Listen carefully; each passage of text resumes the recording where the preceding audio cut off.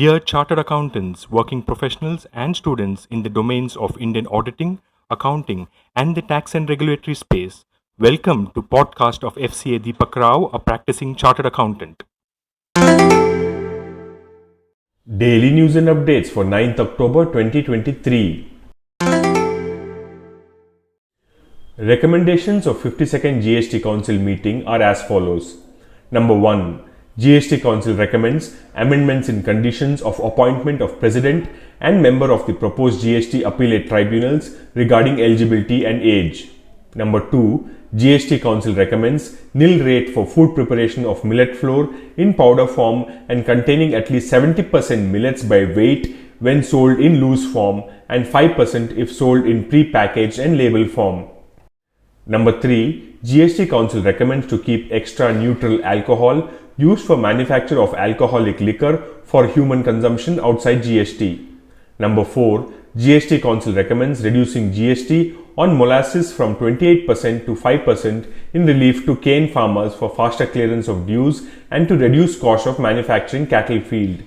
And number 5. To promote tourism, GST Council recommends conditional and limited duration IGST exemption to foreign flag foreign going vessels when it converts to coastal run.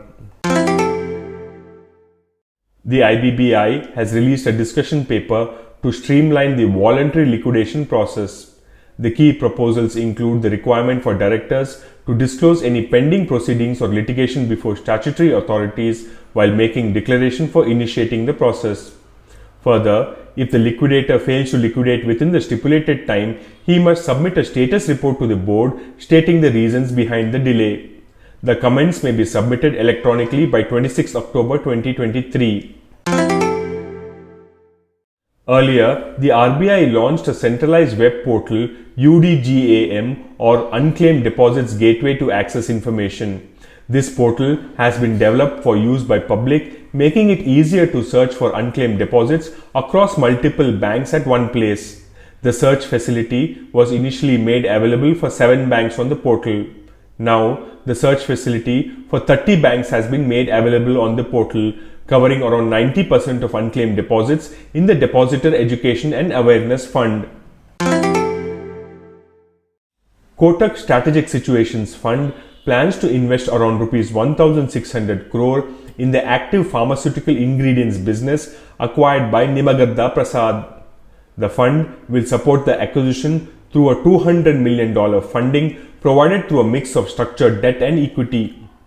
Deutsche Bank and DBS have also reportedly financed the acquisition. The Middle East stock markets witnessed a significant tumble following the announcement of Israel's war declaration against Hamas. The Israeli military said that it had launched a series of airstrikes on Hamas targets in Gaza in response to rocket attacks from Hamas on Israeli cities.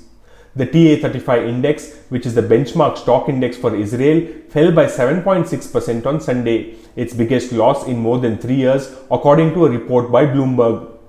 The Tadawul All-Share Index in Saudi Arabia, which is the largest stock market in the Middle East, also fell by 1.3% on Sunday.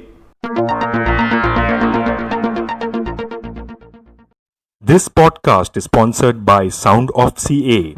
We share because we care. Vande Mataram, Jai Hind.